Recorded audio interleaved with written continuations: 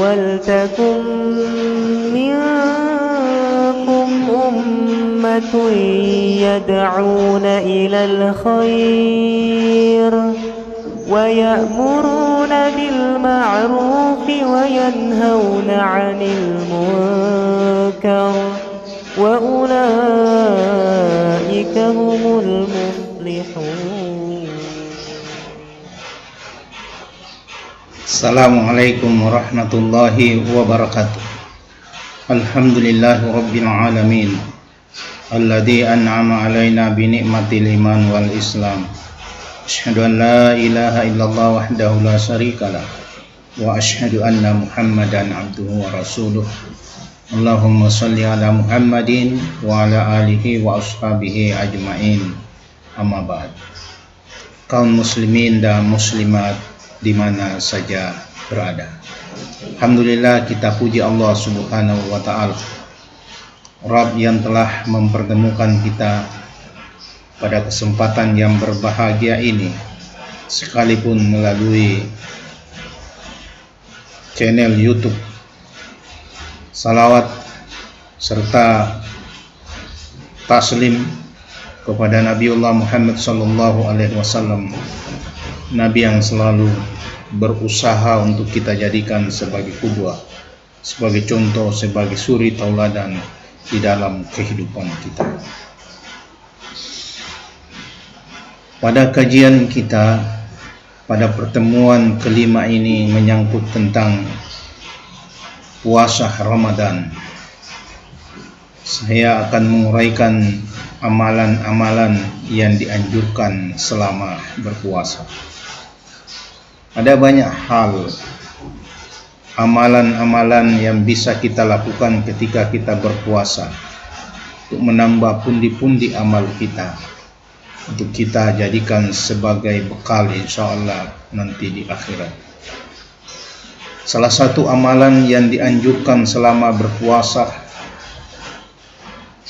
yang pertama adalah mengerjakan qiyamul lail di malam bulan Ramadan, yang biasa disebut qiyamul Ramadan atau sholat tarawih. Pengamalan ini didasarkan hadis Nabi Muhammad sallallahu alaihi wasallam an Abi Hurairah radhiyallahu anhu qala kana Rasulullah sallallahu alaihi wasallam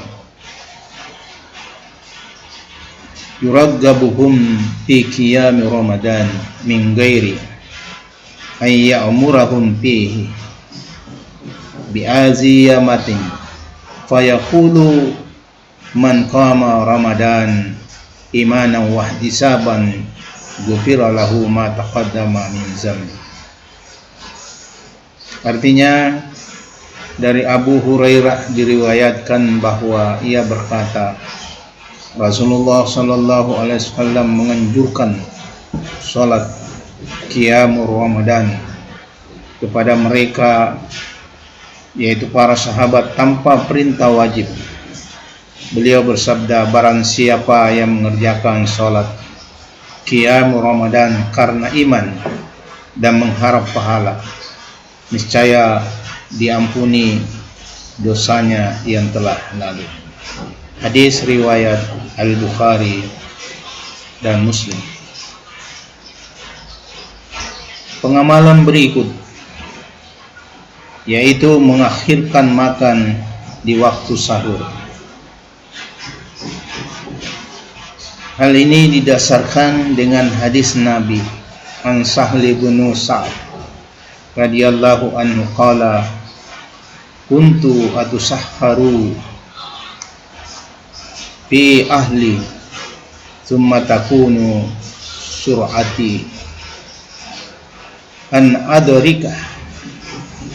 adarika sujuda ma'ar Rasulullah sallallahu alaihi wasallam. Dari Sahal Ibnu Sa'ad radhiyallahu anhu diriwayatkan bahwa ia berkata, saya makan sahur di keluarga saya, kemudian saya berangkat terburu-buru sehingga saya mendapatkan sujud bersama Rasulullah sallallahu alaihi wasallam. Nah, tentu hadis ini menunjukkan ya bahwa makan sahur dari Sahal ibnu Sa'ad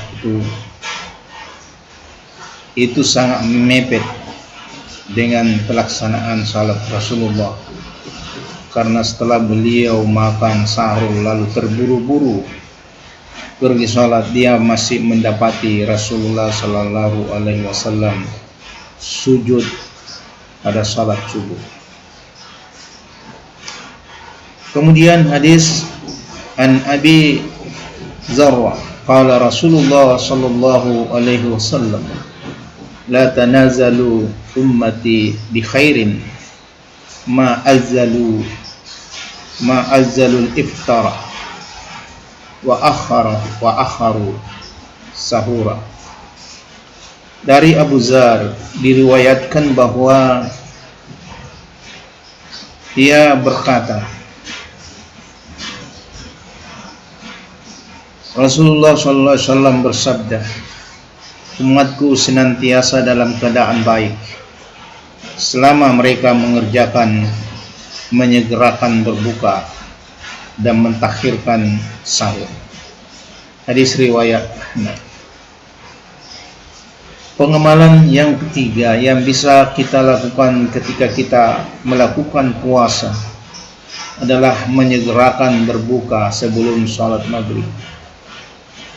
Dasarnya adalah hadis Nabi Muhammad sallallahu alaihi wasallam an Sahl bin Sa'd anna Rasulullah sallallahu alaihi wasallam qala la yazalu an-nasu bi khairin ma addalul fitrah.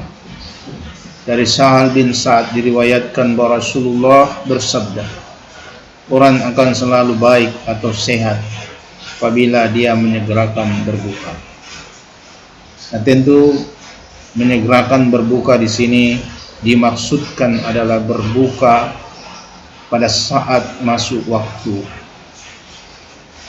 Jadi menyegerakan maksudnya di sini ketika sudah masuk waktu, maka seorang yang berpuasa jangan menunda-nunda untuk bersegera berbuka. Kemudian pengamalan berikut ketika kita berpuasa adalah berdoa ketika berbuka dengan doa tentu yang dituntunkan, yang menunjukkan kepada rasa syukur kepada Allah. Misalnya doa zahabaz zama' wa batalil uruq wa sabatal ajru insyaallah. Hal ini tentu diterangkan dalam hadis an Abi Umar dari Ibnu Umar qala kana Rasulullah sallallahu alaihi wasallam iza aftara qala zahabal zama' wa batalitil uruq wa sabatil ajru insyaallah. Artinya dari Ibnu Umar radhiyallahu anhu berkata, apabila Rasulullah sallallahu alaihi wasallam berbuka, beliau berdoa, zahabat zama'u wa batalatil uruq wa sabatal ajru insyaallah. Artinya hilanglah rasa haus dan basalah urat-urat badan dan insyaallah mendapatkan pahala. Pengamalan yang kelima ketika kita melakukan puasa adalah berusaha memperbanyak sedekah dan mempelajari atau membaca Al-Quran. Hal ini didasarkan pada hadis an Ibnu Abbas kala kana Rasulullah sallallahu alaihi wasallam ajwadan nasa bil khairi wa kana ajwadu ma yakunu fi Ramadan hina yalqahu Jibril fi kulli lailatin min Ramadan wa yuwaddiru suhul Qur'ana wala Rasulullah sallallahu alaihi wasallam hina yalqahu Jibril ajwadu bi khairin mirrihi birrihil mursalah muttafaqun alaih. Artinya diriwayatkan dari Ibnu Abbas bahwa ia berkata Rasulullah sallallahu alaihi wasallam adalah orang yang paling dermawan, apalagi pada bulan Ramadan, ketika ditemui oleh malaikat Jibril pada setiap malam pada bulan Ramadan dan mengajaknya membaca dan mempelajari Al-Quran.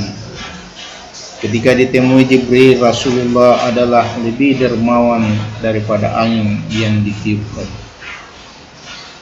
Kemudian pengamalan yang keenam bagi orang yang berpuasa adalah mendekatkan diri kepada Allah dengan cara iktikad di masjid, terutama pada 10 hari terakhir bulan Ramadan.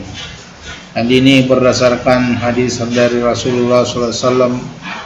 Abni Umar kana Rasulullah sallallahu alaihi wasallam ya'takifu fil arsi fil ashr al-wakhiri min Ramadan. Dari Ibnu Umar diriwayatkan bahwa ia berkata, Rasulullah sallallahu alaihi wasallam beriktikaf pada 10 hari penghabisan di bulan Ramadan. Yang dimaksud dengan iktikaf di sini adalah berdiam di masjid, yaitu 10 hari terakhir dari bulan Ramadan.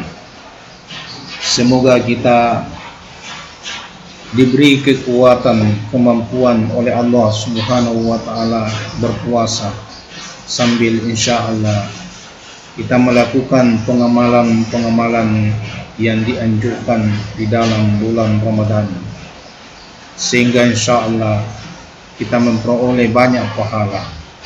Sampai pahala puasa kita mendapatkan amalan pahala dari amalan-amalan sunnah yang diperintahkan kepada kita.